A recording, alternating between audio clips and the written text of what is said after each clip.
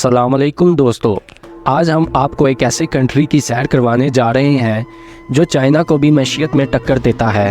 अगर इस कंट्री के कारखाने बंद हो जाएं तो दुनिया की 60% इलेक्ट्रॉनिक्स मैन्युफैक्चर होना बंद हो जाएंगी। ऐसा कंट्री जिसको सिर्फ 15 ममालिक ने कंट्री तस्लीम किया है। जी हाँ, ताइवान इतना छोटा होने के बावजूद कैसे चाइना को टक्कर दे रहा है और दुनिया की 60% इलेक्ट्रॉनिक्स कंपनी क्यों इसकी मोहताज है, पढ़ने का कितना खर्चा आता है और बग़ैर वीज़ा के हम कैसे जा सकते हैं, इन सब सवालों के जवाब जानने की कोशिश करेंगे हम आज की इस वीडियो में। आप लोगों से गुजारिश है कि जो लोग चैनल पर नए आए हैं तो इस चैनल को लाइक, शेयर और सब्सक्राइब कर दीजिए और बेल आइकन को दबा दीजिए ताकि आने वाली नई वीडियो की नोटिफिकेशन आपको मिल जाए। तो चलते हैं ताइवान के एक शानदार सफ़र पर। इस कंट्री का ऑफिशियल नाम आप सुनकर हैरान रह जाएंगे क्योंकि इसका ऑफिशियल नाम रिपब्लिक ऑफ चाइना है, लेकिन ये चाइना से बहुत नफ़रत करते हैं क्योंकि चाइना समझता है कि ये हमारा ही हिस्सा है। इस कंट्री की 80% आबादी शहरों में रहती है और 20% आबादी गांव में आबाद है।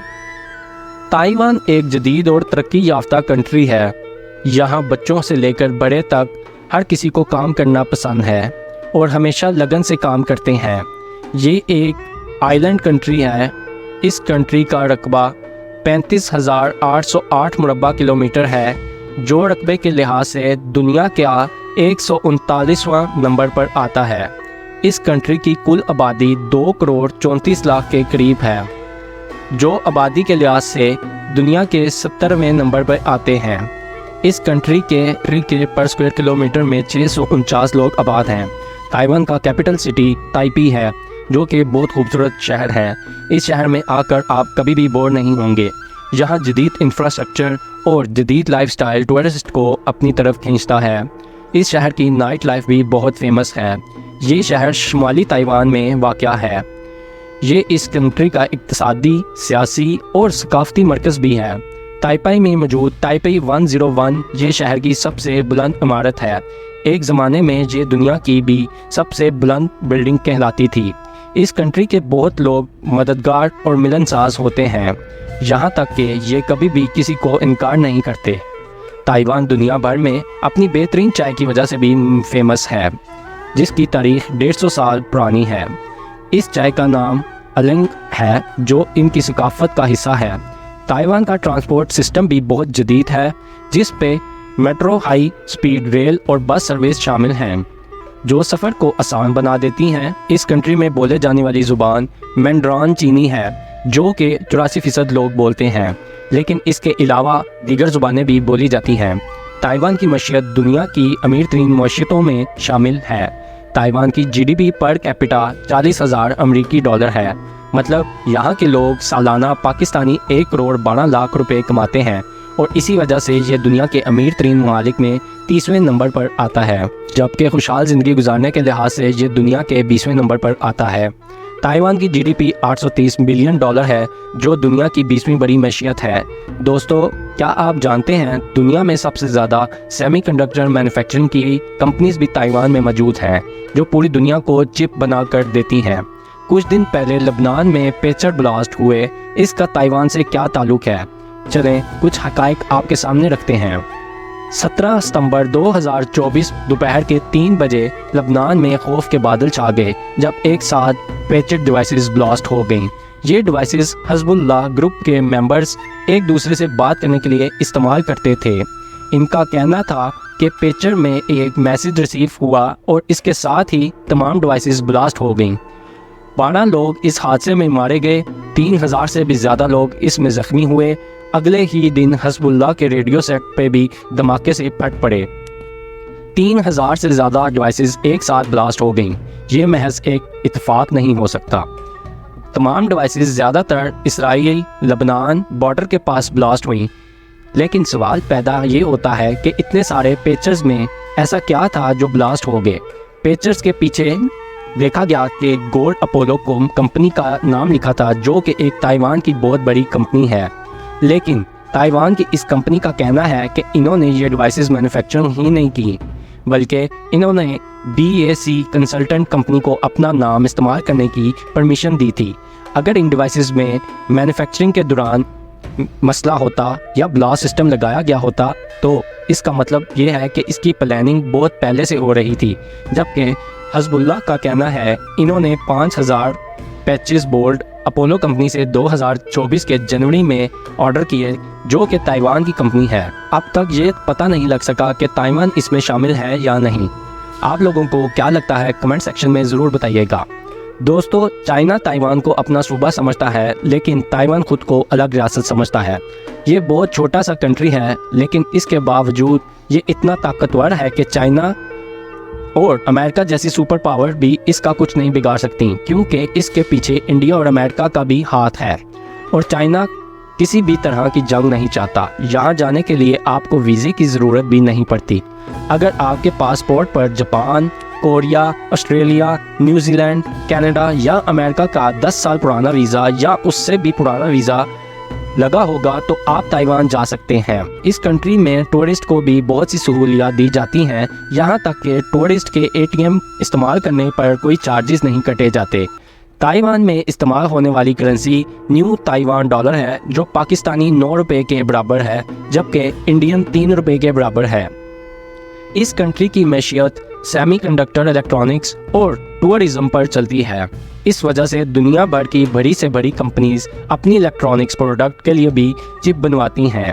اس کنٹری کے اگر بارڈر کی بات کی جائے تو یہ ایک جزیرہ نما ملک ہے، جس کا زمینی بارڈر کسی بھی کنٹری کے ساتھ نہیں لگتا، لیکن سمندری فاصلے پر چائنا، فلپائن اور کوریا واقع ہیں۔ دوستو، سوچنے کی بات یہ ہے کہ تائیوان اتنا امیر کیسے ہوا، اور اس کی ایک وجہ تو یہ ہے کہ یہ پوری دنیا کی انڈسٹری کو تائیوان کی ضرورت ہے، چاہے وہ موبائل انڈسٹری ہو، الیکٹرانکس اور وہیکل انڈسٹری، کسی کا بھی تائیوان کے بغیر گزارا نہیں ہے۔ آج کے دور میں یہ ایک چھوٹا سا کنٹری ایشیا کی 8ویں لارجسٹ اکانومی ہے۔ اب یہاں سے بھی اندازہ لگا سکتے ہیں کہ 2020 سے 2021 تک پوری دنیا کی GDP کووڈ کی وجہ سے نیچے جا رہی تھی، جبکہ کووڈ میں بھی تائیوان کی GDP گروتھ کر رہی تھی، جو اپنے آپ پہ ایک مثال ہے۔ لیکن یہ امیر کیسے بنا؟ جیسا کہ ایک زمانے میں چائنا اس علاقے کو کیچڑ کا نام دیتا تھا، جسے مڈ آئی لینڈ کہتے ہیں۔ 20ویں صدی تک یہاں لوگ نہ ہونے کے برابر تھے۔ اس وقت جاپان نے اس پر قبضہ کر لیا اور ایجوکیشن اور اسکول پر فوکس کیا تھا، لیکن 1945 کی وار کے بعد چائنا کا قبضہ اس پر دوبارہ آ گیا۔ اصل میں چین میں کمیونسٹ پارٹی اور نیشنلسٹ پارٹی آمنے سامنے آ گئی، اور کمیونسٹ پارٹی جیت گئی، جس کے بعد نیشنلسٹ پارٹی کے لوگ چین کو چھوڑ کر تائیوان شفٹ ہو گئے۔ اس وقت نیشنلسٹ پارٹی کے ہیڈ جیانگ کی شیخ تھے، جو 20 لاکھ لوگوں کے ساتھ تائیوان کے آئی لینڈ پر آباد ہو گئے، اور یہی تائیوان کے سب سے پہلے پریزیڈنٹ بھی بنے۔ شروع میں تائیوان ایگریکلچر سے گزارا کرتا تھا۔ انفراسٹرکچر کی ڈیولپمنٹ 1970 میں کی گئی، جس کے بعد ٹیکس ریٹ کو کم کر دیا گیا اور لیبر بھی سستی تھی، اور مینوفیکچرنگ کا آغاز ہو گیا۔ 1980 میں تائیوان کے لوگ امیر ہونا شروع ہو گئے۔ 1990 کے بعد تائیوان نے سارا فوکس الیکٹرانکس پر کیا اور ٹورزم پر بھی اہم اقدامات کیے گئے۔ سال 2015 میں چائنا کی ایک موسٹ امپورٹنٹ کمپنی کی لسٹ جاری کی گئی، جس میں 10 کمپنیز تھیں۔ ان 10 میں سے 7 کمپنی تائیوان کی تھیں، جو چائنا میں کام کر رہی ہیں۔ الیکٹرانکس چپ کی ایک رپورٹ کے مطابق دنیا کے 60% سیمی کنڈکٹر تائیوان بناتا ہے، اور اس انڈسٹری نے تائیوان کو باقی دنیا سے منفرد رکھا ہوا ہے۔ جبکہ پاکستان بھی تائیوان کو الگ کنٹری نہیں مانتا، اسے چائنا کا حصہ ہی سمجھتا ہے۔ یہاں تک کہ انڈیا بھی تائیوان کو الگ کنٹری نہیں مانتا۔